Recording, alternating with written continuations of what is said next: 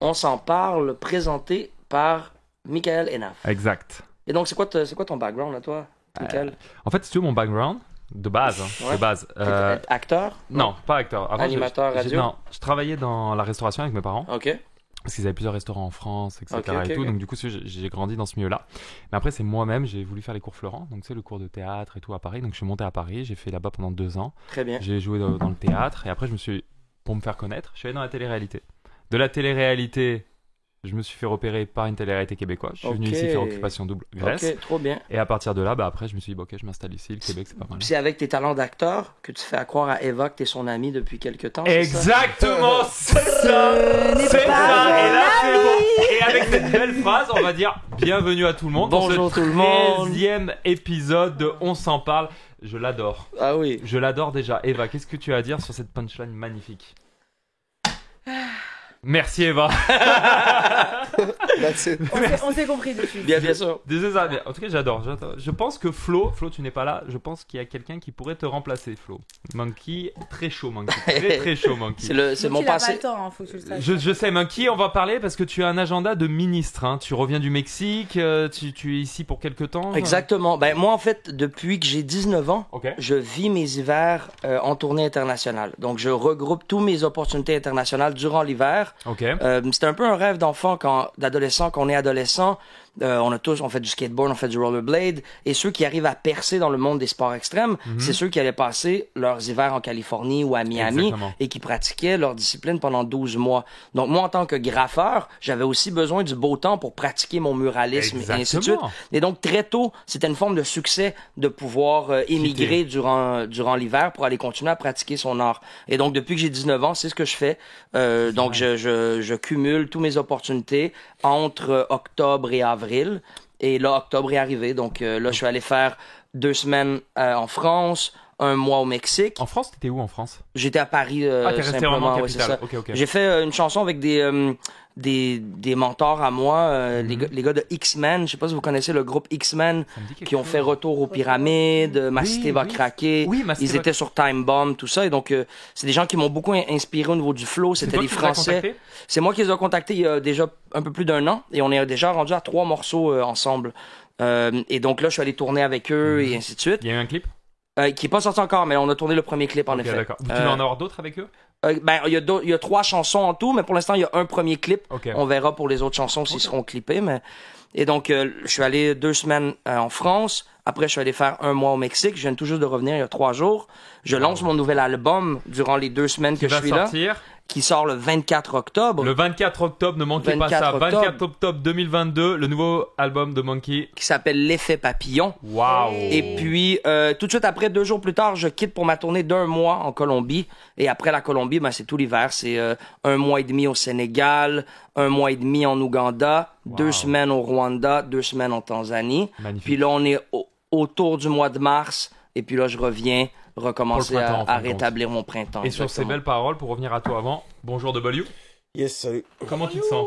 Hangover. Hangover. Parce que hier, à un moment donné, on t'a vu, t'étais beaucoup. Parce que hier soir, en fait, pour vous dire, on va recevoir dans le deuxième partie du podcast, on va recevoir l'équipe de Maleficia, les Chillionnaires, comme on dit. On va revenir justement sur ce terme-là. Et notre ami W était très en forme. Il a aimé le bar, il a aimé les terreurs, les actrices aussi. Il y a eu des actrices qui l'ont marqué, qui l'ont fouetté même. Si vous avez eu la chance de le voir. On a des dossiers à l'appui, il les a même mis sur ses réseaux sociaux. C'est quelque chose à voir, quoi. Et même il a fait le chien à un moment donné, je crois. Donc hangover aujourd'hui là. Ouais, fatigué un peu. Mais, Après 2-3 verres, je vais mais être c'est back. ça. En fait, il faut soigner le mal par le mal. Ça c'est quelque chose que j'ai toujours dit. Tu es hangover, tu reprends un petit verre, un petit shot, ça passe tout seul. Donc c'est ça. Donc ma première question, Monkey. Allons-y. Première question. J'ai parcouru un petit peu ton Instagram Mhm. et j'ai vu créateur de alchimiographie. Oui. Et de alchimiophonie. Oui.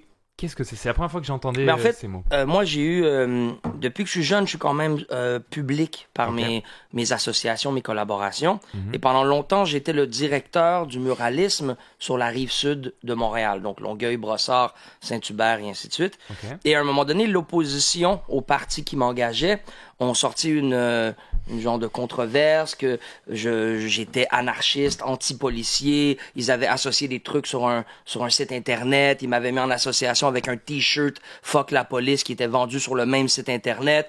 Ils avaient fait un gros truc sensationnel. Wow. Et à partir de ce moment-là, j'ai compris que, en fait, dans le hip-hop, le pouvoir que le hip-hop m'avait donné, c'était la capacité de s'auto-définir et de se rebaptiser du nom qui nous définit le plus. Et ainsi, on a l'autorité sur ce nom-là.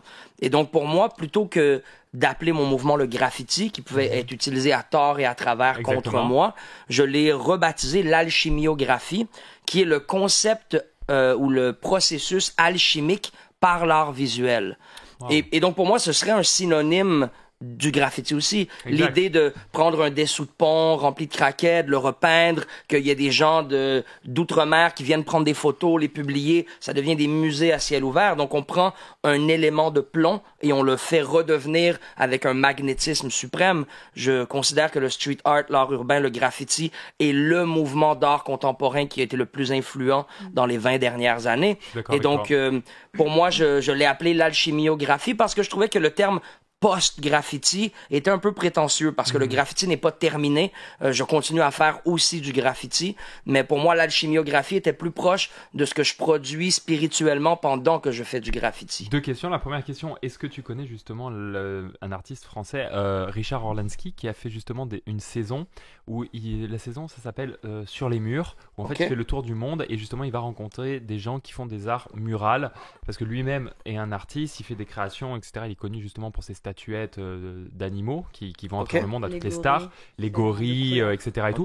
Mais et là il en est à sa deuxième saison justement sur le mur, justement où il va rencontrer des artistes comme toi qui font de l'art à ciel ouvert et il va les rencontrer, il va leur demander leur parcours, etc. Et c'est quelque chose de vraiment intéressant. J'ai regardé la saison 1, j'ai appris beaucoup de choses et c'est vrai que ce que tu viens de me dire, ça m'a fait totalement penser à cette émission-là et je pense que vu que tu es souvent à Paris, ça serait peut-être bon pour toi d'aller le rencontrer. Parce que je ne suis pas certain si c'est le même projet, mais il y a un Thomas qui est producteur de Sur le mur, qui est un livre, qui est peut-être devenu aussi une émission, je suis pas certain. Je pense que ça doit être lié peut-être. Ils avaient eux-mêmes créé une tour dans laquelle ils produisaient du graffiti, ils avaient repris un peu l'espace et tout.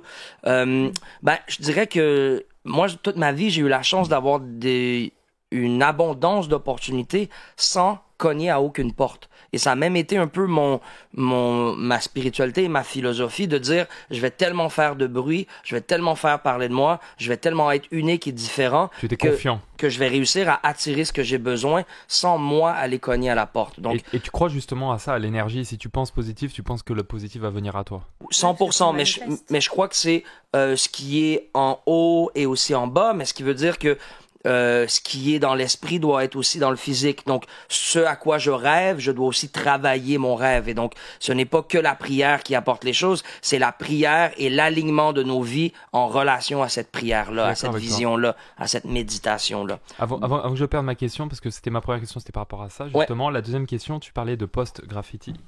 Mais est-ce que tu penses que le graffiti, parce que moi, c'est vrai que depuis que je suis né, moi, j'ai toujours écouté le hip-hop, etc., le graffiti a toujours existé, mais est-ce que tu penses que, pour moi, le graffiti ne mourra jamais? En fait, il y aura toujours du graffiti, il y aura toujours tu vois ce que je veux dire, c'est quelque chose qui ne peut-être sera moins populaire dans le futur ou peu importe, mais pour moi ça va jamais s'arrêter. Oui, bien sûr. Tu vois ce que je veux dire, et même que le graffiti a pu être appelé autrement à l'époque aussi. C'est comme l'art oral qui s'appelle maintenant le rap, mais des orateurs, il y en a de chaque tribu africaine avait ses orateurs en Amérique du Sud et donc l'art d'être orateur, l'art du verbe existera toujours, mais la forme et l'appellation changera dépendant du style et de l'époque. Et donc, mais le concept du graffiti, de peindre sur les murs, de se réapproprier la ville et de combattre l'anonymat métropolitain est une chose qui, selon moi, va toujours exister aussi. Ça s'arrêtera jamais, même quand tu prends l'autoroute, justement, les graffeurs, comme on les appelle, ils essayent toujours de se mettre dans les endroits les plus dangereux pour montrer leur art. Moi, ça, je suis contre ça, man. Toi, tu es contre ça? Comme exemple live sur le pont, la dernière fois, j'ai passé sur la 20 et sur la 15, le nouveau. Oui, le nouveau pont, ouais. C'est beau, c'est 2022, etc., etc. Puis là, je vois des graffitis par terre, je suis comme yark, man. Aucun respect, bro. C'est vrai. Moi, je suis contre ça. C'est ça, pour marquer. Toi, qu'est-ce que tu réponds justement à ça? Les graffeurs, comme il dit, qui, par exemple, c'est quelque chose de magnifique, qui est déjà beau, qui viennent faire un graffiti, mais qui ne représente pas. Tu vois, est-ce que toi, tu es pour ou contre par rapport à ça, justement, ce qui vient déjà, moi, je pense que au-delà d'être pour ou contre, c'est d'essayer de comprendre que c'est la cause de quelque chose d'autre, tu vois. Pour moi, c'est le petit frère illégitime. C'est comme le némésis de la publicité. C'est comme le petit frère mal aimé de la publicité. La publicité est là partout dans ton visage. Tu vas à l'urinoir, tu vas dans le métro, tu as de la pub dans ton visage qui essaie de vendre des choses. Et je crois que ça crée... Tu sais, comme quand tu as un bouton qui te pousse dans le visage, ce n'est pas la faute de cet endroit-là sur ton corps, c'est un bouton. C'est un truc dans ton corps au complet, il y a trop de matière grasse, il y a quelque chose qui se passe qui fait qu'il y a un endroit sur ton corps qui apparaît. Donc pour moi, l'idée d'être anarchiste, d'être rebelle, de peindre, de se sentir opprimé sous l'anonymat et une réalité qui va pop-up à différents endroits parce que c'est l'étau dans lequel on est. Et donc, moi, je crois que oui, c'est dommage d'avoir des murs qui sont endommagés, c'est dommage de devoir repeindre son endroit, mais ce qui est vécu humainement dans cette modernité-là est d'autant plus dommage, selon moi.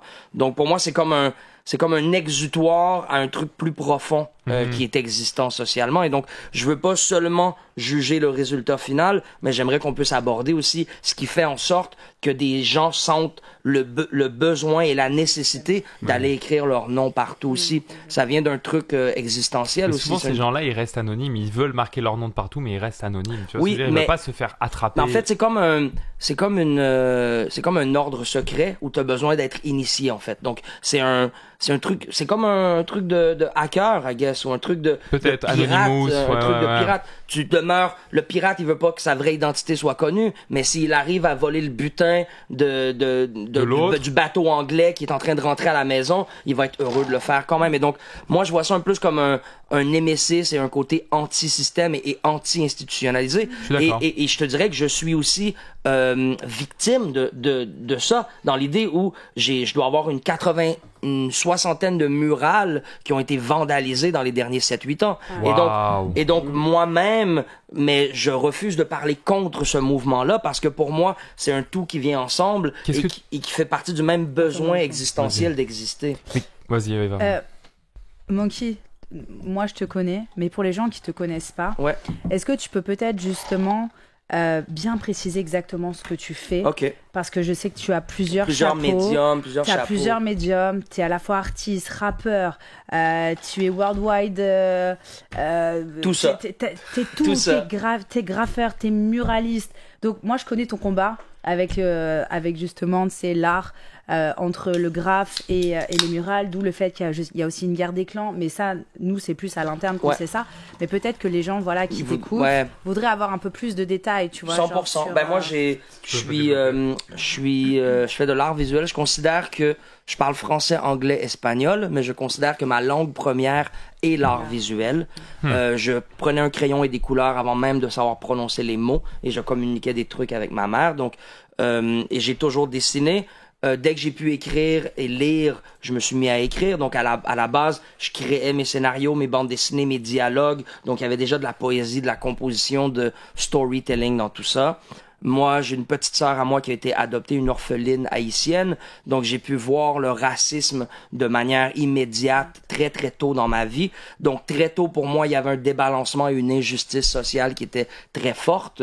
Et donc, la musique punk rock m'a plu au départ parce qu'il y avait tout un côté justement revendicateur, mais c'est vraiment lorsque j'ai découvert le hip-hop que l'ensemble de ma personnalité a trouvé refuge.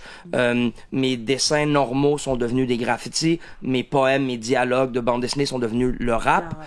Et à partir de là, j'ai eu une croissance quand même à plein de niveaux. On récolte ce que l'on sème, mais un arbre qui porte fruit doit grandir plusieurs branches parce que différentes saisons vont permettre différentes récoltes aussi. Et donc, je me suis mis à faire du body painting, de la calligraphie, du muralisme, de la peinture à l'acrylique, de la peinture à l'huile, peindre les voitures, être professeur, être enseignant, faire du mentorat, du slam, de l'improvisation. Je suis 3 fois champion canadien de rap improvisé. C'est ça que j'ai vu. À faire du battle rap. 3 fois champion canadien. De rap improvisé? De rap a cappella? Improvisé. Pas seulement a cappella, c'est... Mais tu as fait a cappella? Oui, bien sûr. Let's go. Wow. Okay. Ah, ici, c'est ensemble. Non, ça va. Je vais juste trouver le meilleur texte. Ok, vas-y. This go-getter can't go broke again. This world is cold as hell. Les codes d'écoute révèlent l'écho de quo and tell. Il faut que mon flow dégaine à côté de ces deux goats ébènes. Babylone bourre les veines de gros déchets dans nos réserves. Insensible à la douleur de l'autre, il nous divise par la couleur de peau. L'être humain qui a peur de l'autre, c'est le poisson qui a peur de l'eau. On vit de jour, car meurt le jour, mais je pars en impro à la place avec mon ami Eva. Regarde ce qui ne va pas. On parle de l'alchimie, un homme qui se fie aux mensonges, s'encombre de fantômes inexistants. Il est mieux vivre dans la vérité, promouvoir ce que j'ai mérité, parce que ce monde matérialiste va s'effriter. Waouh! Voilà, tu m'as pris à dépourvu, donc j'ai dû improviser un peu. C'est ça, hein. c'était vraiment à dépourvu, il a dit ça. Franchement, chapeau. Je comprends les 3 fois. Pas mal. Merci. La moto, il serait même pas capable de dire 2 phrases. Moto, il serait là, il ferait. Même moto, je suis stylo, tout le monde aurait bogué. Franchement. Il va dire même moi une instru. C'est ça, parce qu'à cappella, tu dois te créer en fait le rythme dans ta tête. C'est ça le truc. Mais c'est pour ça aussi que parfois l'inverse aussi est vrai. Les gens qui font du battle rap où il y a pas de beat, ils peuvent ne pas savoir rapper et avoir du succès aussi parce qu'ils sont pas obligés de connaître le rythme. Et donc oui, en même temps pour un rappeur, ça peut être plus difficile à aller a cappella, mais pour certaines personnes qui ne savent pas rapper, aller a cappella est la manière de cacher le fait qu'ils ne connaissent pas le rythme. Tu vois, comme les Rap Contenders ou les Word Up Battle, je sais pas si vous connaissez ça un peu. Ouais. Mais justement, Nekfeu, Nekfeu, lui, il est sorti de là aussi. Il est sorti de là aussi. Et lui, par exemple, très bon rappeur, Nekfeu. Exact, c'est ça. Toute son équipe, Alpha One, Jazzy Bass. Eux, tu les trouves. Pour toi, c'est les puristes, en quelque sorte, un peu du rap ou pas? Tu pourrais dire que c'est les puristes? Puriste, parfois, il y a un truc négatif à ça. Puriste, parfois, peut être synonyme de conservateur, de refuser le progrès. Et donc, moi, je crois qu'ils sont ceux qui sont dans le top du talent français actuellement, mais je crois pas qu'ils sont puristes dans l'idée où ils ont que gardé un style conservateur. Je crois qu'ils explorent. Alpha One fait de la drill, Nekfeu il fait 1001 styles différents. Donc je crois pas que ce sont les puristes, mais je crois que c'est ceux qui ont une très belle plume dans le courant moderne musical. Et à quel moment pour toi justement, parce que là c'est quelque chose qu'on voit beaucoup de rappeurs, on dit qu'ils balancent dans la variette. Tu vois ce que je veux dire? À quel moment un rappeur part dans la variette parce que dit commercial pour toi? À quel moment tu te dis il est rappeur et là, pour moi l'art c'est le fond et la forme. Et donc quand un rappeur est je prends l'exemple par adulé exemple de Maître Gims par exemple qui se dit rappeur mais que lui la 3/4 de ses sons par exemple c'est de la pop.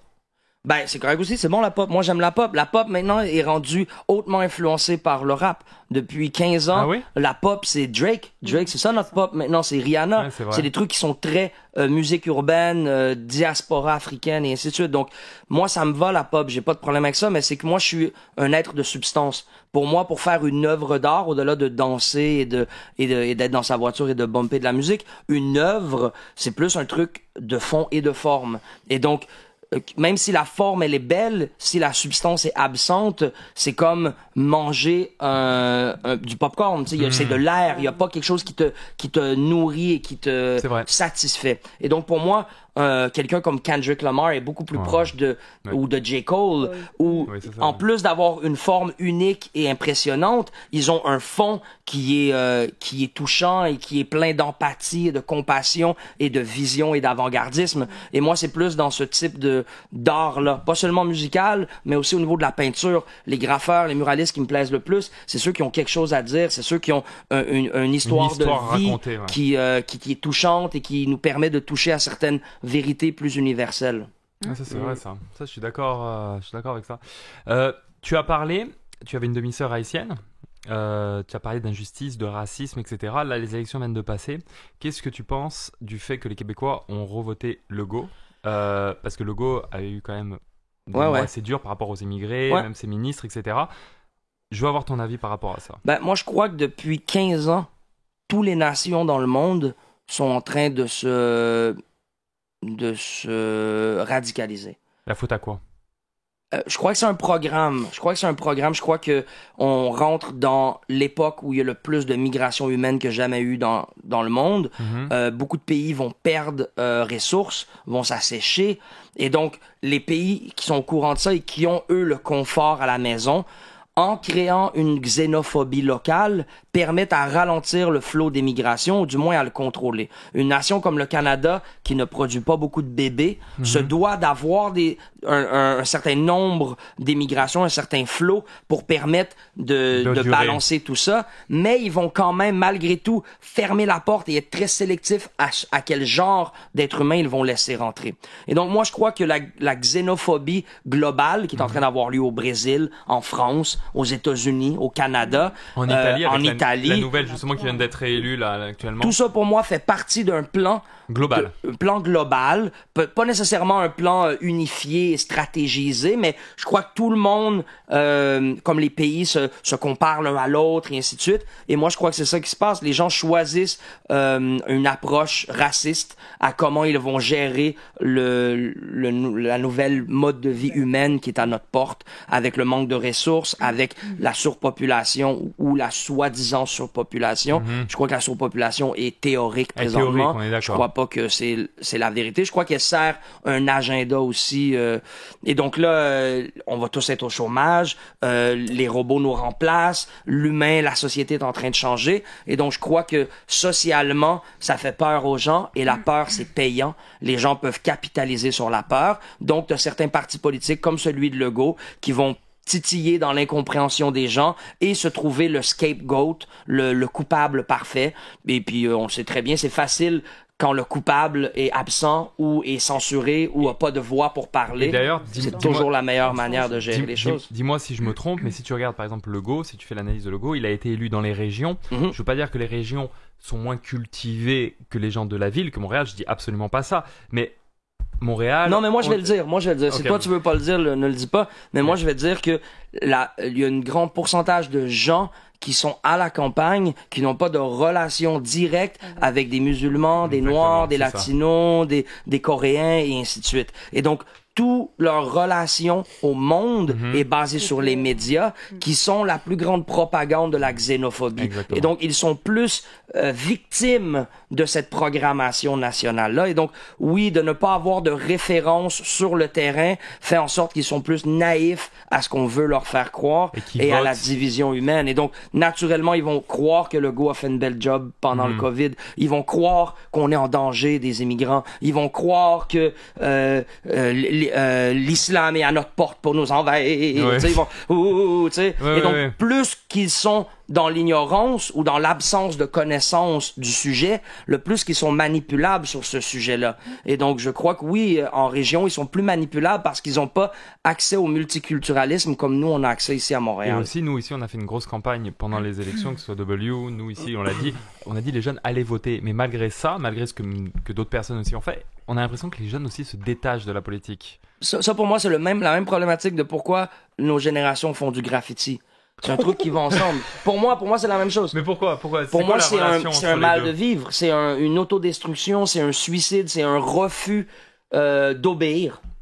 C'est tout simplement ça. C'est un refus d'obéir à quelque chose qui est injuste. On le voit tous que c'est injuste. On le voit tous que c'est faux, là. C'est pas vrai que l'Europe, c'est la perfection. C'est pas vrai que Jésus était blanc. C'est pas vrai que Christophe Colomb a découvert l'Amérique. On le sait, ça, maintenant. Oui. C'est globalisé. On le sait tous que tout ce qu'on a appris toute notre vie. Et donc, pourquoi on irait continuer à donner de notre énergie dans un truc qui nous ment à répétition et sans arrêt? Mais en disant des choses comme ça, parce que je le vois sur les réseaux sociaux, sur Twitter, sur Instagram, etc., les bien-pensants, on va dire, les médias, les gens, ils vont dire que tu as un discours de complotiste, du coup. Parce que tu remets en question l'histoire qui nous a été... Tu vois ce que je veux dire? Non, mais pour moi, c'est pas du complot, c'est du mensonge. Un complot, ce serait caché, mais ce mensonge-là, on peut tous le voir. Là, oui, mais c'est le mensonge qui t'apprennent à l'école. Oui, exactement, c'est le mensonge institutionnalisé. Donc moi, je parle pas de complot là que il y a des reptiles, la reine c'est un reptile qui fait de l'hypnose sur des extraterrestres pandas qui naissent d'une Vierge Marie mauve. Non, c'est pas de ça que je te parle. Moi, je te parle d'un truc réaliste que depuis des années les États-Unis font un génocide sur les Noirs aux États-Unis. C'est pas un complot, là. Ça s'appelle MKUltra, ça s'appelle Quo Intel Project. C'était pour empêcher l'élévation de la communauté noire aux États-Unis. Les Bloods, les Crips découlent de ça. Les armes à feu dans les ghettos, le crack. Les gangs découlent de ce projet-là? Oui, toute cette idée-là de nourrir.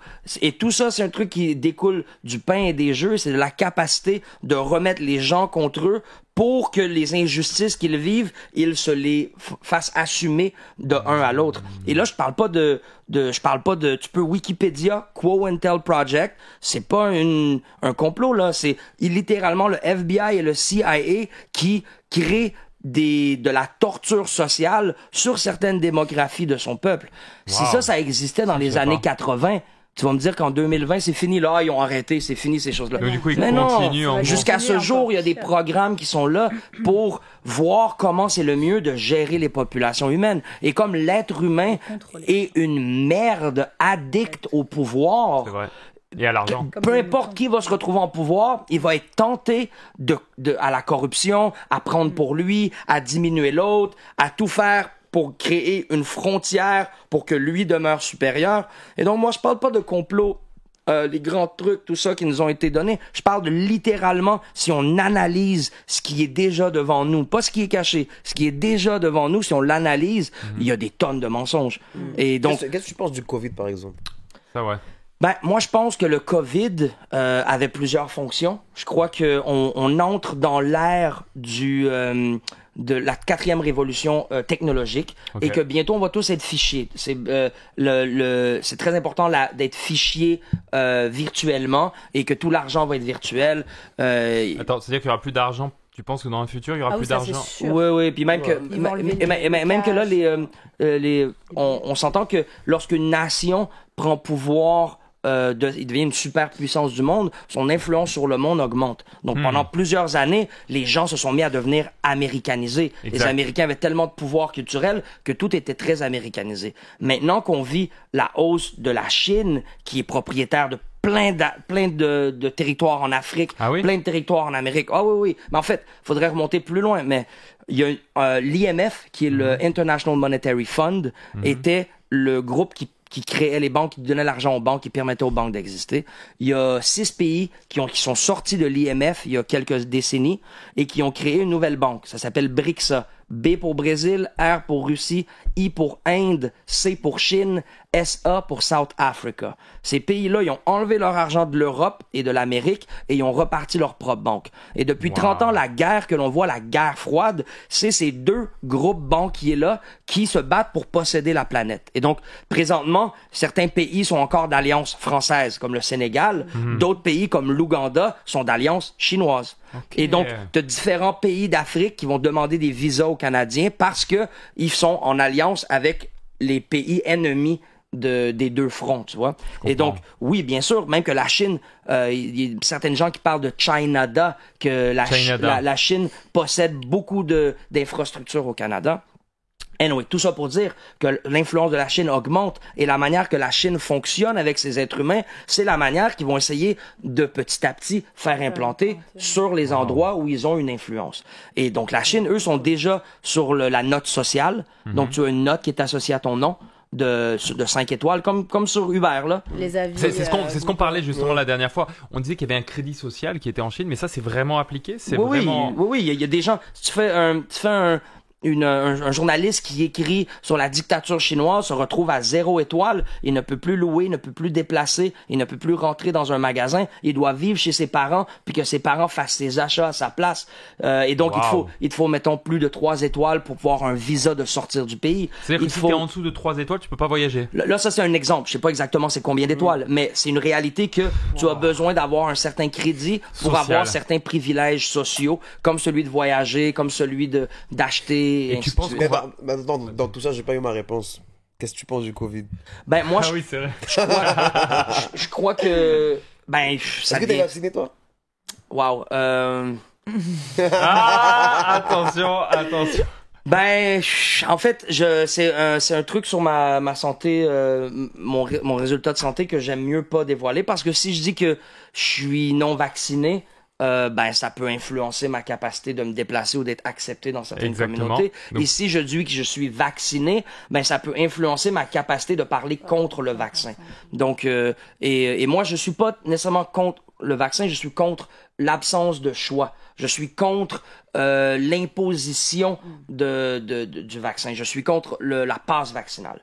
Oui. Donc, qu'on a tous mais sur le vaccin lui-même, après, moi, je laisse les gens, chaque personne a le droit à la santé, a le droit au recours de que lui, il croit pour avoir accès à sa santé. Bien sûr. Mais pour moi, le COVID, d'une manière ou d'une autre, même s'il existait pour vrai, même s'il y avait une maladie pour vrai...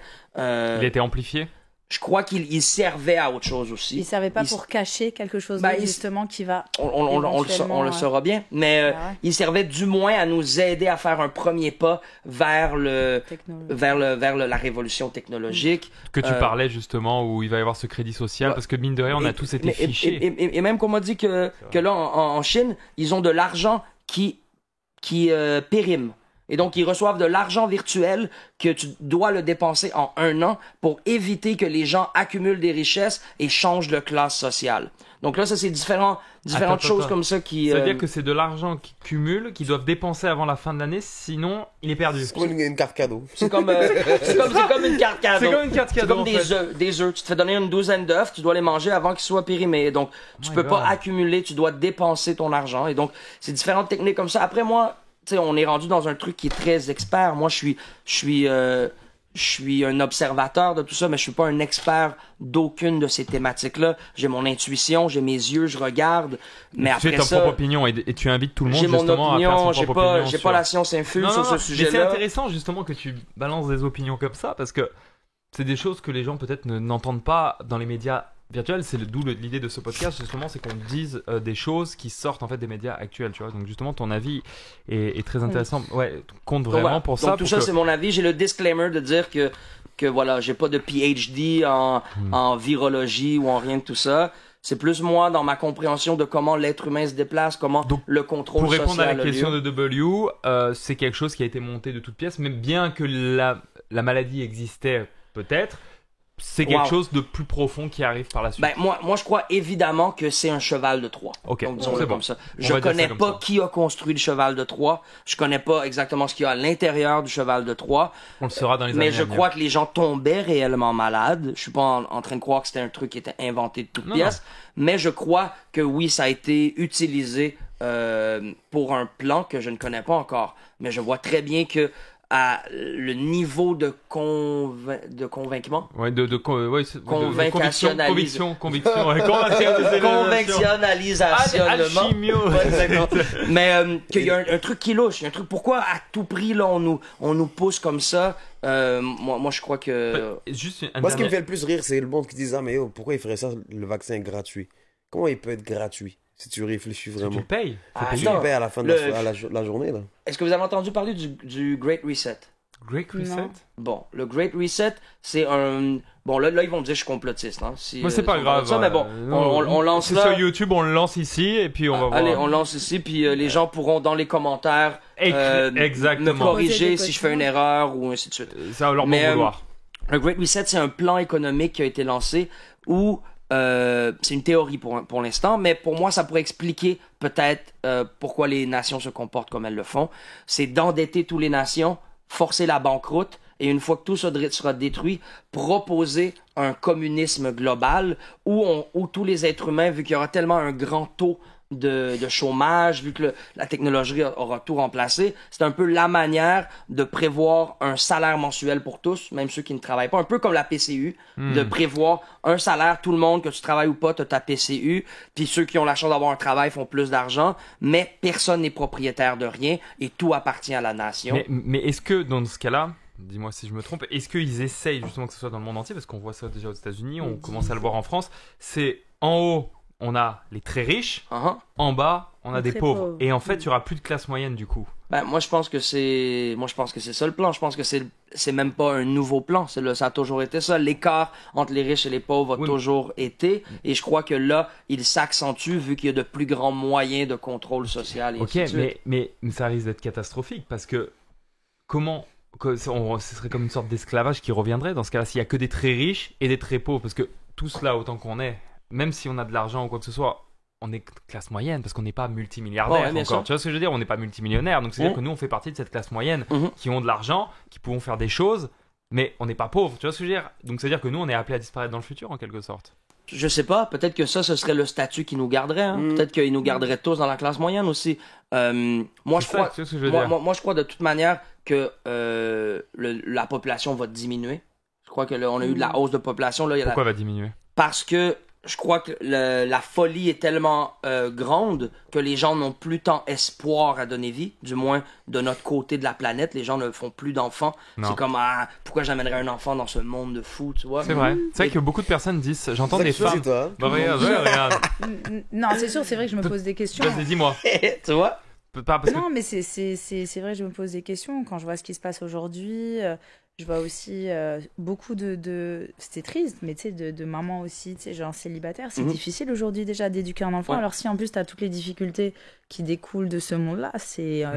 Moi, j'attends juste après toi. Dès que tu me dis j'ai un bébé, je fais un. Ah ouais? Oh. Attends, là, ça allait trop vite là. Ok, c'est-à-dire que dès qu'elle est enceinte, Ouais, c'est c'était- bon.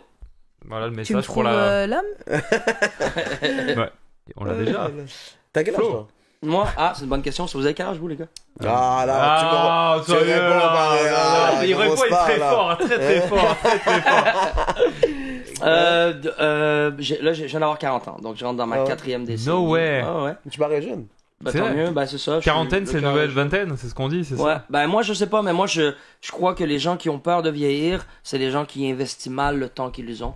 Et donc comme toute ma vie j'ai vécu ma best life, depuis que j'ai 17 ans, j'ai refusé de faire des compromis sur le mode de vie que je voulais vivre. Et tu es en couple, as-tu des enfants? C'est ça que j'allais dire, ouais.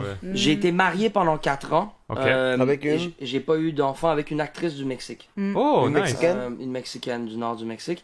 On n'a pas eu d'enfant et c'est un peu ça. Moi, si j'allais T'aurais aimé? énormément. Moi, depuis très longtemps, j'attends des enfants. Et donc, moi, l'idée, c'était, si je veux faire l'effort et le compromis de tout développer avec une personne, c'est dans l'idée d'avoir une famille. Mhm. Bien sûr. Mais aurais-tu le temps avec ton métier, justement, de pouvoir avoir des Tu peux enfants et de faire les des éduquer? concessions. Ben, je dirais que ça a été quand même l'éduquer, oui. Je crois qu'avoir l'éduquer, ça va parce que je suis mon propre employeur. Et l'idée, c'est que je suis persuadé que lorsque j'aurai un enfant, ce sera mon focus de vie. Et donc, je vais adapter, j'ai déjà l'espace d'adapter ma vie à 100% pour mon enfant. Que ce soit de me mettre à peindre plus à l'huile en studio, à la maison, que ce soit voyager avec mon enfant. Est-ce que t'as des biens immobiliers à l'extérieur du Canada? C'est intéressant ça. En fait, non. Moi, la chose la plus riche que j'ai, c'est moi-même. Donc moi, ce que j'ai fait toute ma vie, je sais que tout à l'heure, on va peut-être parler de ça, l'immobilier et tout. Exactement, oui, tout à fait. Ben, moi, comme je sais que l'inflation est réelle et que l'argent laissé en banque perd de sa valeur. pouvoir Bah, d'achat. justement, on va transitionner sur ça, vu qu'on est en train d'en Transition. parler. Transition, on va l'intégrer, c'était prévu pour plus tard, mais on va l'intégrer. Avec le Covid, les prix Ouais. d'immobilier, tout a augmenté. Ouais. On est d'accord, tout a augmenté, etc. Là, apparemment, c'est en train de descendre.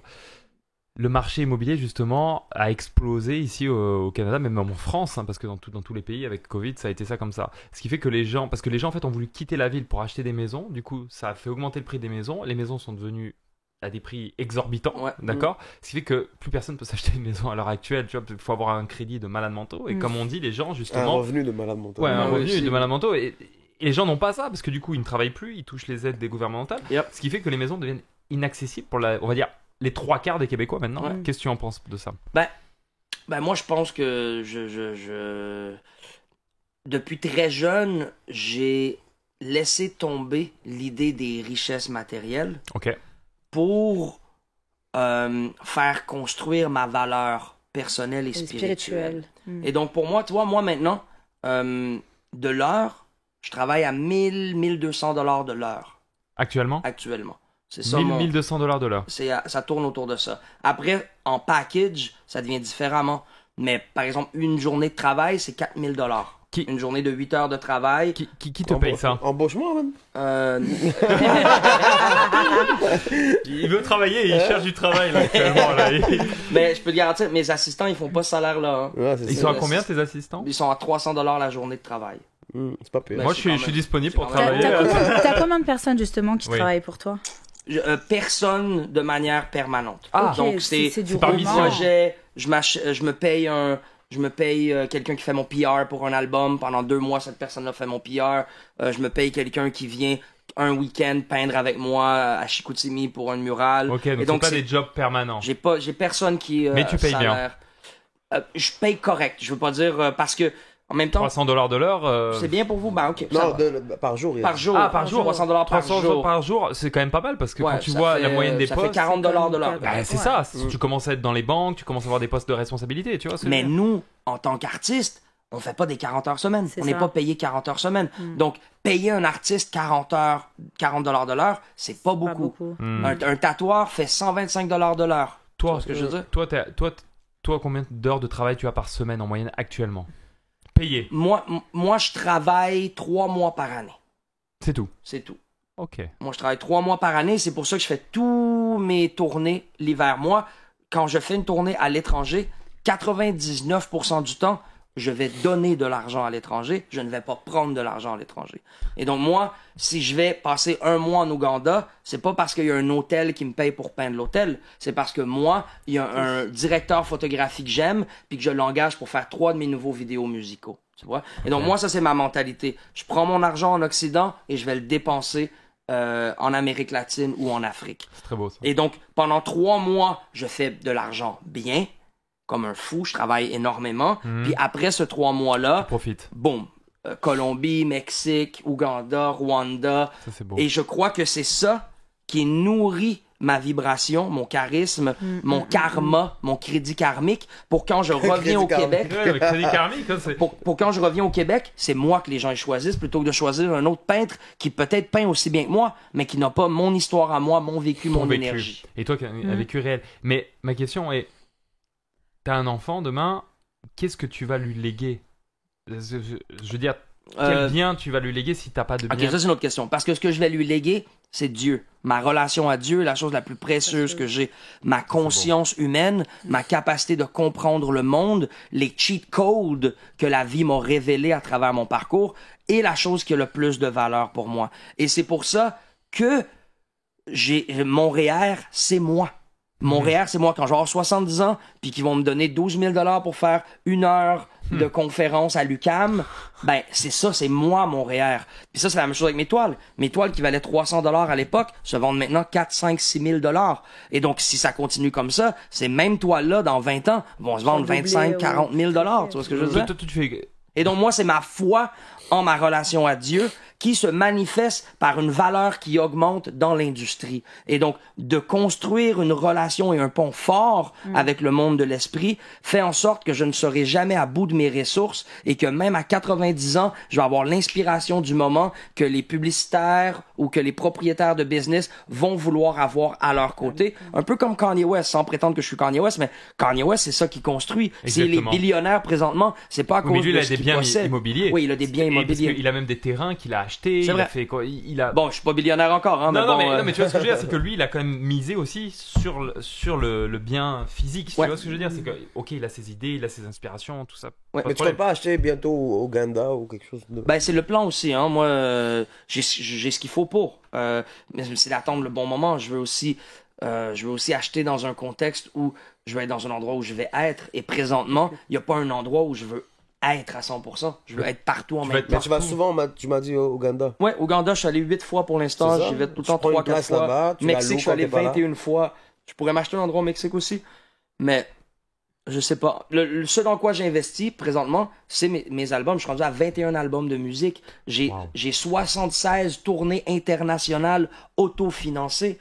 Donc ça, c'est... Et tu es autofinancé et tu as gagné de l'argent aussi de ça? Autofinancé. Non, la plupart du temps, c'est des déductibles. Ok. Tous mes voyages servent de développement de réseau et développement promotionnel qui font que plutôt que d'en retirer des profits, Donc, je les utilise comme- dans quel pays t'as fait tes tournées justement par rapport. Là, je suis rendu à 28, hein.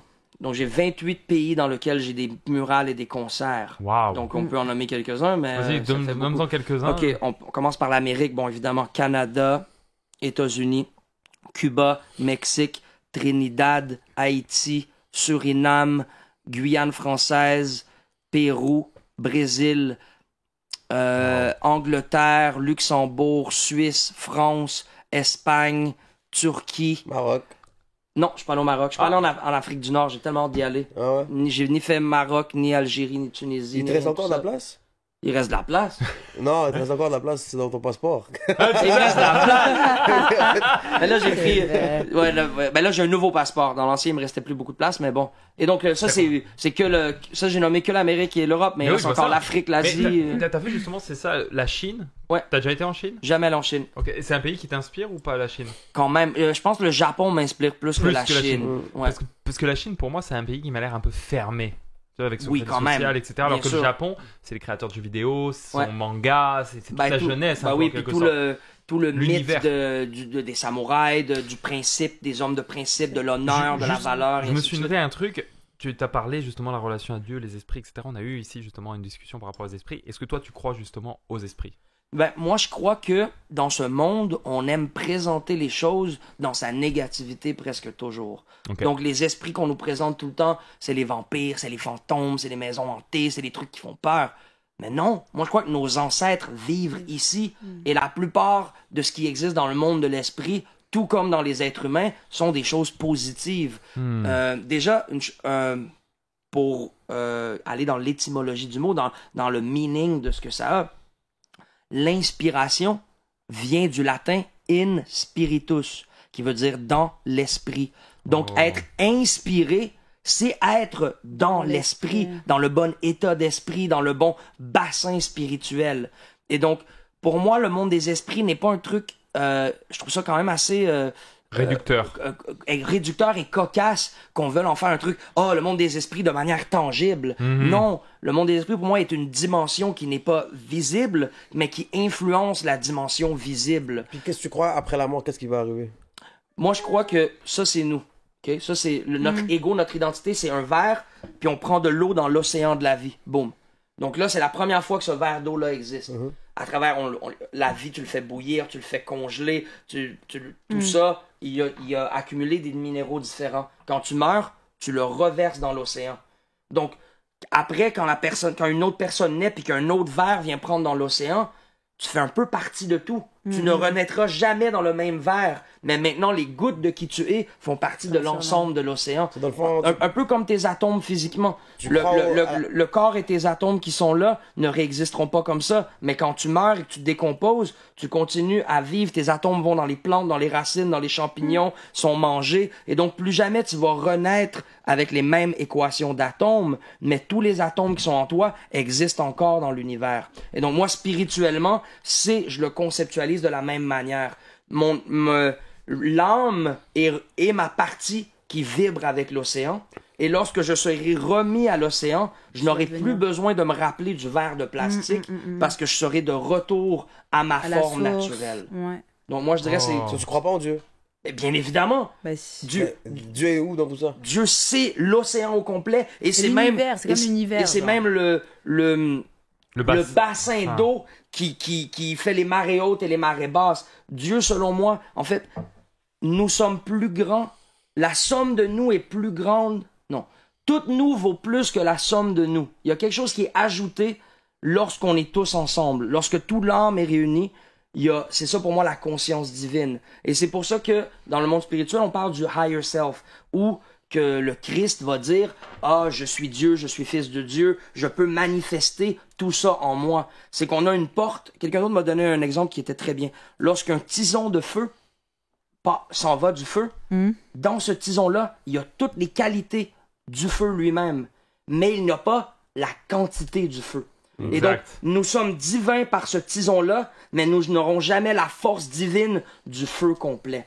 Et donc, c'est ce qui fait que nous sommes des enfants de Dieu, mais que ce feu-là bouillant est notre origine et même notre influence la plus grande dans ce que nous vivons. Ouais. Donc oui, pour moi, Dieu, il est dans l'ensemble de tout et il prend tous les noms et toutes les formes qui ont existé sur cette planète. Waouh. Ça c'est deep, ça c'est vraiment... J'aime cette métaphore du fait... Du coup, c'est un peu comme une religion de la résurrection, en quelque sorte. De l'incarnation. L'incarnation, ouais, c'est l'incarnation. Mais pour ça, moi, je ne crois pas à l'incarnation où ce verre-là va se réincarner en bouteille de vin. Moi, je crois pas à ça. Ouais, je crois que nos particules... C'est les hindous qui pensent qu'on se réincarne en vache, en animaux. Ouais, c'est ça. Mais ça, tu crois pas, ça. En fait, c'est que nos atomes vont faire partie de la nature et des animaux, mais il y a aucun être qui va recevoir l'ensemble de qui l'on est. Selon moi, ce qui est le plus plus proche de la réincarnation, c'est la progéniture, c'est de procréer. Oui. Donc la procréation et la continuité de l'évolution de ton ADN Donc, si on est va ce dans qui ton est le plus raisonnement, proche de quand la toi tu es né, réincarnation. quand moi je suis né, quand Eva est née, quand W est né. Moi, je suis jamais né. Non, Je suis non, comme mais ça. ce que je veux dire, c'est que on a pris des atomes de personnes qui ont vécu avant nous. Ben, on est même l'ADN de nos deux parents. Et quand on dit on a nos ancêtres en nous, c'est qu'on a l'ensemble du code génétique de ce qui était avant nous, qui existe encore. Nous, on fait que emmener le code génétique plus loin que nous. Dans Mais- l'arbre généalogique, c'est mais, ça. Ouais. exactement, mais tout est encore là. Et donc, vrai. pour moi, c'est ça, cette réincarnation-là, c'est qu'on continue à... Et c'est pour ça que pour moi, quand les livres saints disent « Ah, on est fait à l'image de Dieu », Dieu est créateur. Et donc, nous, de donner naissance, de créer et jouer notre mission divine, selon moi. Et donc, moi, tant que je suis pas père, je sens que j'ai une lacune sur mon devoir... Tu as parlé de vivant. création, puis de continuer les gènes, l'ADN. les tout ça. gènes, puis tout. Qu'est-ce que tu penses des transsexuels, toi? Oh. Wow, c'est une bonne question, ça. Ça, ouais. Ben moi, je suis pas un expert sur le sujet. Moi, je crois que tous les êtres humains sur la planète doivent être respectés. Je crois que tous les êtres humains sur la planète doivent avoir accès à élaborer leur plein potentiel. Donc moi, je ne crois pas que les gens devraient être emprisonnés, battus, insultés, bullied. Non, ça, c'est sûr que non. Moi, je Non, crois non. rien de tout ça. Mais qu'est-ce que tu crois qu'ils essayent d'arrêter justement qu'est-ce que Dieu a créé? Bon, je sais pas. Ben, Parce que moi, en fait, ben, la question que je W comprends veut te poser, c'est qu'actuellement, par exemple, que ce soit en France, que ce soit ici, etc. et tout, on va nous mettre des personnes qui viennent jusqu'à la maternelle, donc 3-4 ans, pour montrer aux enfants qu'on a hommes, femmes et autres. ouais, ouais. Mais pour créer un enfant, c'est ça qui veut dire, c'est que techniquement parlant, il faut une femme et un homme. Tu vois ce que je veux dire? Oui, bien sûr. C'est pas deux hommes qui peuvent, c'est pas. Et comme ils mettent des pubs, Comme un c'était homme dans- enceinte, comme un c'était homme ne peut naturel. pas être enceinte. Non, 100%. C'est ça, Tu sais, c'est plus après- ça sa question. C'est plus Après, ça. moi, j'aime la nature. J'ai toujours été un être qui préférait le naturel à l'artificiel dans la vie en général. Donc, évidemment, je préfère une femme avec ses cheveux naturels. Je préfère un homme avec ses biceps naturels. Je préfère un... Et donc, moi, évidemment, je crois qu'il n'y a pas de hasard. Et donc, ce qu'on se fait donner comme parent, comme corps à la naissance, a un symbole en soi. Un Mais symbole. mais je crois qu'il y a des gens qui vivent avec une forme d'inconfort dans le corps dans lequel ils sont nés. Moi, je suis pas là pour juger ça. Non, non, moi, bien sûr, non. moi, je vais pas juger ça, mais ça demeure que moi, selon moi, ben évidemment, même tu sais, l'idée d'aimer dans la vanité ou du lust, tu sais, même une relation homosexuelle ne peut pas donner naissance. Donc, Non. on n'a pas besoin d'aller dans les transgenres ou dans les transsexuels et tout ça pour même réaliser que l'être humain produit des choses qui sont un peu différentes de ce que la nature avait prévu. Mais après ça, je veux dire, on est des virus, on détruit la planète au complet, vrai, ça, c'est vrai. on sort le pétrole, on fait mille et une choses sans qu'ils soient nécessairement sexuels, qui vont contre nature. C'est vrai. On va contre nature dans On se mille fait et une la choses. guerre, déjà. Et donc, moi, je suis pas là pour juger que moi, qui consomme du plastique et qui pollue et qui tue la terre, je suis si meilleur que la personne qui choisit d'avoir des relations homosexuelles, même si ça ne pourra pas créer d'enfants. Je veux dire, moi, je suis dans un espace où je peux pas me permettre de juger ça. C'est sûr que moi, ben, C'est pas juger, mais c'est le promouvoir que non, mais ça moi, me touche. évidemment, il y a... Moi, je ça veux dire- m'énerve que si j'ai des enfants, puis ils vont à l'école, puis je vois une drag queen venir dire, voilà, tu peux... 100% d'accord avec toi, puis même que je suis presque sûr que tu serais offusqué aussi si c'était une porn star hétérosexuelle. Si c'était une porn star hétérosexuelle qui venait à l'école à tes enfants à dire Ouais, ah c'est moi ça. mon métier, parce que je crois que c'est l'idée de l'hypersexualisation de nos enfants. Mhm. Au-delà La génération. au-delà Ouais, de génération, ouais. au-delà des transgenres, au-delà de l'homosexualité, au-delà de ces choses-là, de commencer avec des enfants à qui avant on épargnait l'idée de la sexualité jusqu'à l'adolescence. Au moins. Maintenant, c'est mis en plein visage, on les force à avoir des discussions sur la sexualité. C'est pas bon. On les force. Et ça, moi, de manière générale, je suis contre. Oui. C'est un truc qui devrait être conservé à la famille. Les parents devraient gérer ça. Merci. Exact. S'il y a quelqu'un qui est transgenre dans la classe, c'est une conversation qui peut avoir lieu dans la classe. Dans la classe. Comment respecter cette personne-là. Peut-être que les parents peuvent être emmenés à avoir une discussion avec les enfants pour ce cas précis-là.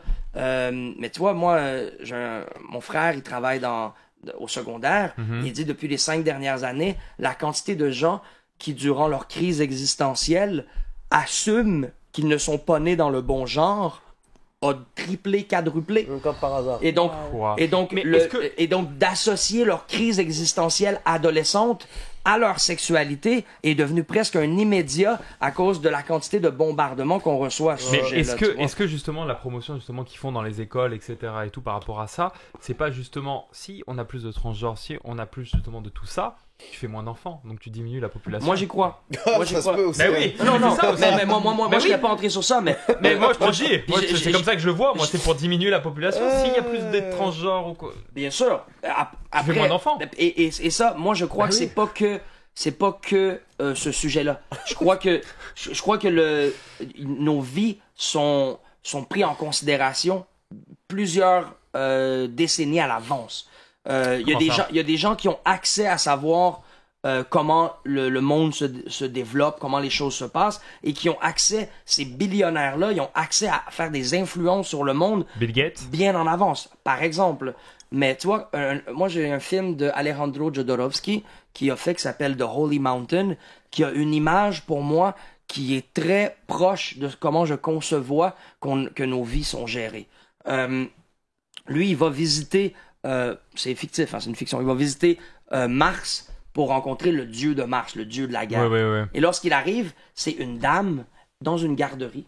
Ah. Et elle dit non, ici on produit pas d'armes. La guerre se passe mentalement. Nous, on sait qu'il y a des puits de pétrole au Pérou. Et donc, dans 20 ans, on va attaquer le Pérou pour les puits de pétrole. Donc, pendant 20 ans, on va démoniser les Péruviens. Et donc, tous les enfants qui sont dans la garderie, leur jeu, c'est cowboy et indien, ben c'est cowboy et péruvien. Ils ont un truc de jeu vidéo, ils doivent assassiner des lamas. Ils ont des fantômes d'horreur qui portent les tissus péruviens traditionnels, mais que c'est des zombies. Comme ça, ces jeunes-là de 5 ans, quand ils vont avoir 25 ans, ils ont déjà déshumanisé dans leur tête ce que les Péruviens sont et toute leur culture au complet. C'est ça qui s'est passé sur la guerre froide. Tous les boxeurs que Rocky affrontait, c'est les Russes.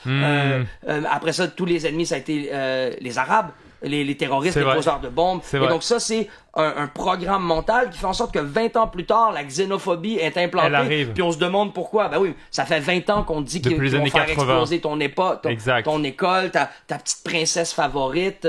Et donc, pour moi, c'est comme ça que fonctionnent réellement les guerres. Tu dois gagner ton peuple avant, tu dois déshumaniser les autres êtres humains, et après, ça devient normal de les forcer à ta démocratie, right?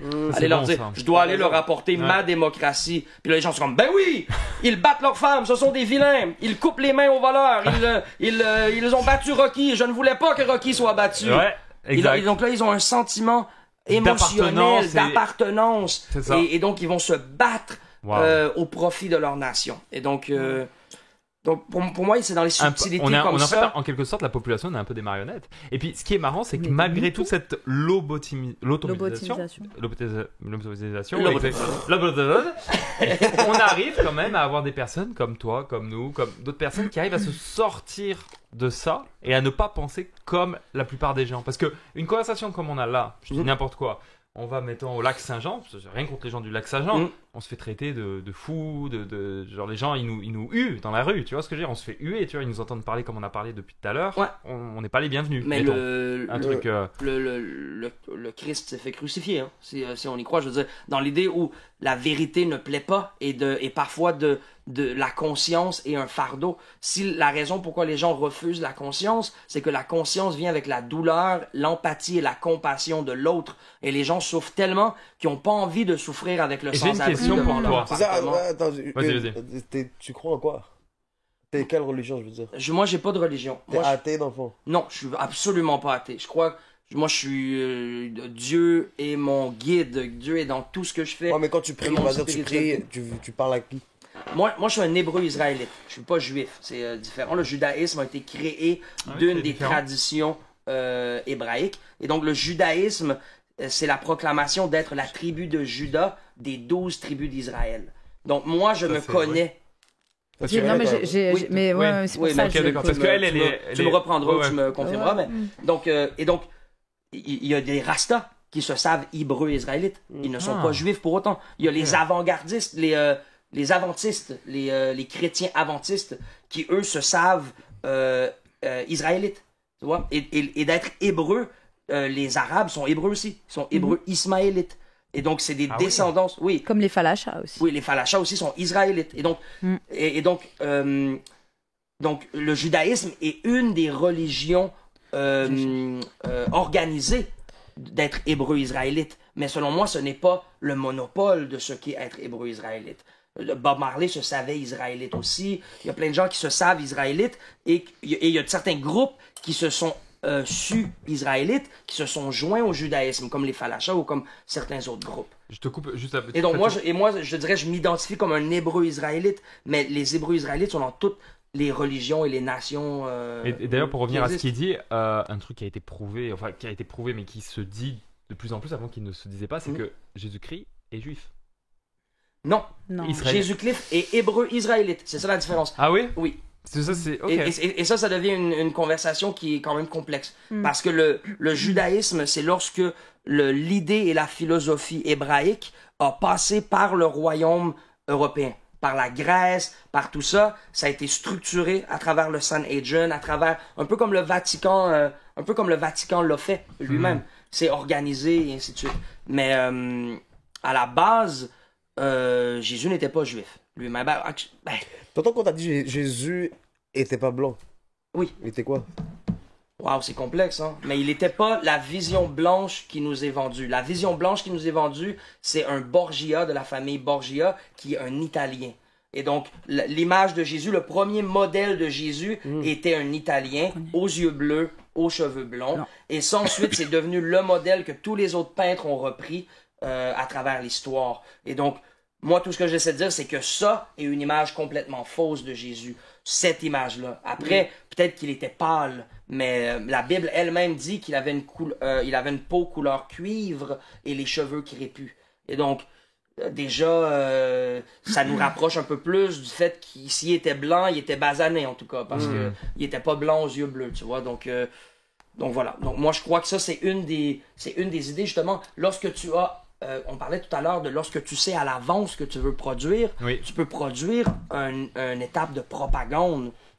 Et donc, ça, c'en est une. Lorsque les gens ils voulaient eurocentraliser le monde et dire c'est nous les rois du monde, présenter le Christ comme étant un des leurs, un blanc, allait soumettre tous les gens à ce que lorsqu'ils les voyaient arriver, ils allaient croire arriver la réponse et la solution, tu vois. Moi, je le vois encore énormément quand je suis en Afrique, hein. C'est très important lorsque tu voyages en Afrique de comprendre les privilèges que tu as, de comprendre le traumatisme mental qui a été subi pour ne pas toi-même faire partie du problème. Si moi j'arrivais en Afrique, là, je pourrais baiser des filles tous les jours, je pourrais prétendre que je vais marier plein de filles, je pourrais passer pour un expert, être en entrevue en tout temps, qu'on me demande pourquoi le Canada est aussi incroyable.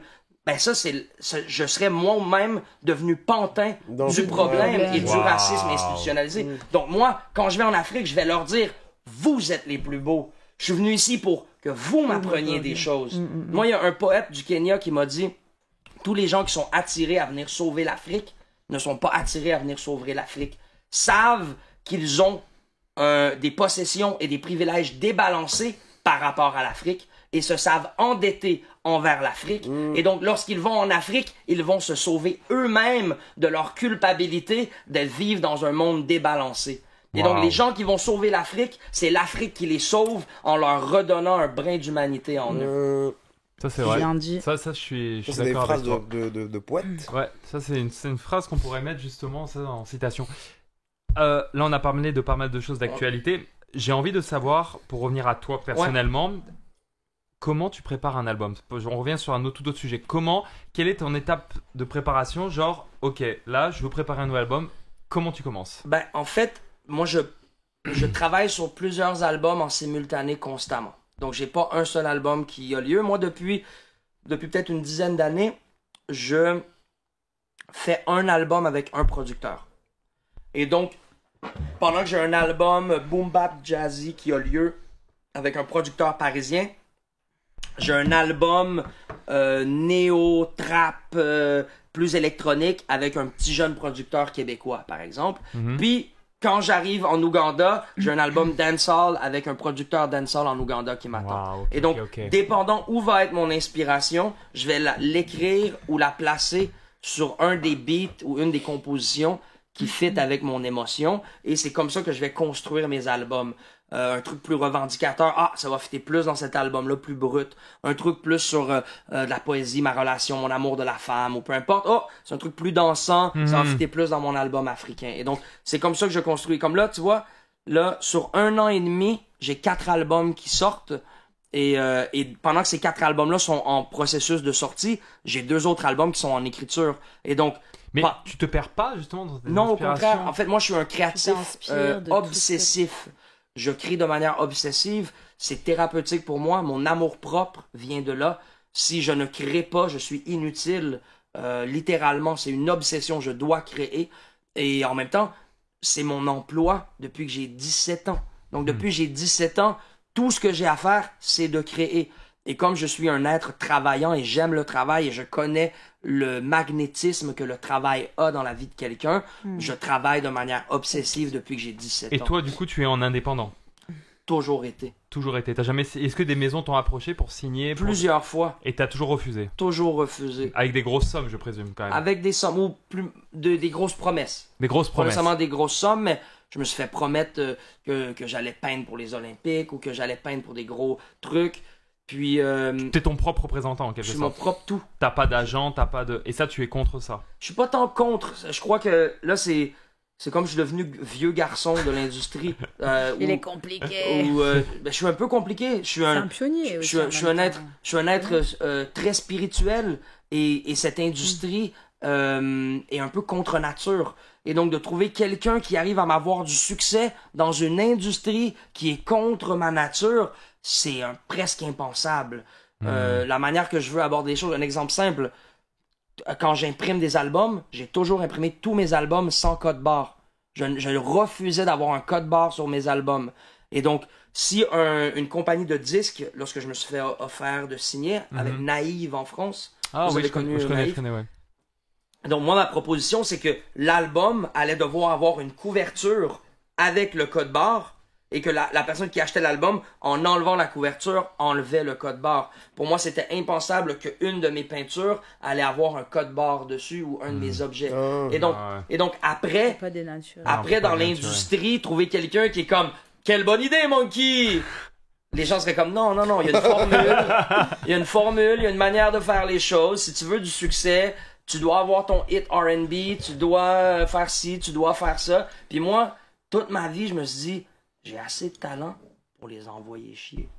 Wow. J'ai assez de talent pour faire à ma tête. Puis même si le succès que j'ai, même si c'est 20% du succès que j'aurais si j'étais en boîte, ce 20%-là, il est suffisant pour que je mange à ma faim, que je voyage à travers la planète et que j'ai aucun employeur depuis le début de mes 17 ans. Et ça, pour moi, c'est le luxe. J'ai pas besoin d'avoir mes grosses chaînes en or, j'ai pas besoin... Si je suis libre de... comme toi. Bon, j'ai pas dit que j'en voulais pas. J'en ai pas besoin.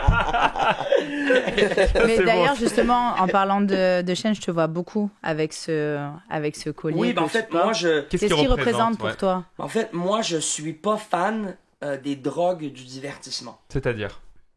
La coke, l'alcool... les bling-bling. Non, je parle de drogue, vraiment de consommation. Et c'est pour ça que ça va venir en lien avec ça dans 2 petites secondes. Je vous ramène sur le sujet par après.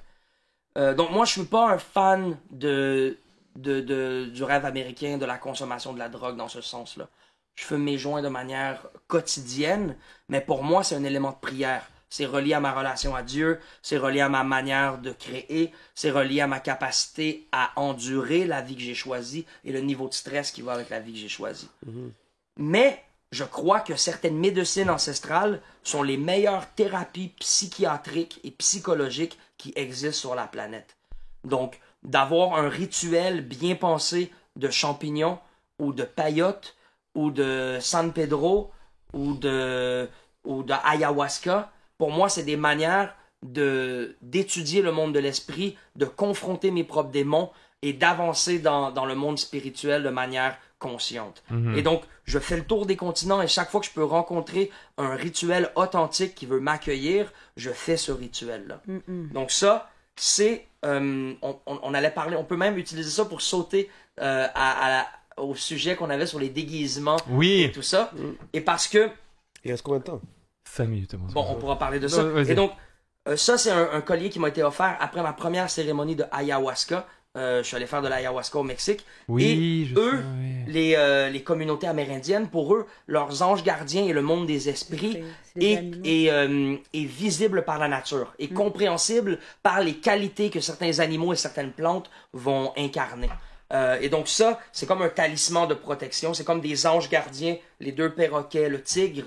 Dans l'Amazone, ils jouent des rôles communicatifs très importants. Et tu ne l'enlèves pas, ça? Non, j'en ai plusieurs. J'en ai plusieurs de différents rituels, différents moments. Ça vient du Cambodge. Et donc, j'arrive à, en plus d'avoir un fond et une substance, j'arrive à les placer de manière stylisée aussi dans mes habillements. Donc, j'en ai de différentes couleurs, de différents formats qui vont fitter mieux avec différents ensembles. Et donc, chacun a une signification.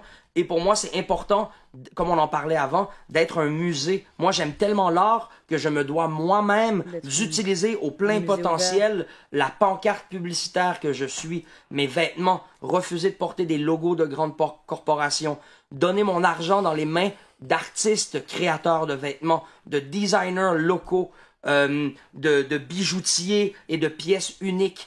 Je considère que ça a un impact sur ma carrière artistique, mais ça a un impact sur ma communauté aussi. Les gens se savent encourager. Quand j'ai mon collier sénégalais, puis je suis en Angleterre à 4h du matin à être nulle part dans la rue, puis qu'il y a un Sénégalais qui balaye la rue en début de journée puis qui me voit puis qui commence à me parler de sa culture baïfale puis qui commence à me donner les secrets de pourquoi il est parti du Sénégal puis il renvoie de l'argent à sa famille. Moi, je me sens connecté à ma planète puis je sens que ça, c'est des liens et des ponts culturels avec les autres. Les gens pourront tester mes intentions et l'appropriation culturelle tant qu'ils veulent. Je sais que je suis enraciné dans mes choix de vie et ça, pour moi, c'est des choix de vie qui ont des significations spirituelles et sociales dans ma communauté. Monkey, tu es quelqu'un de vraiment très inspirant. On pourrait encore parler des heures.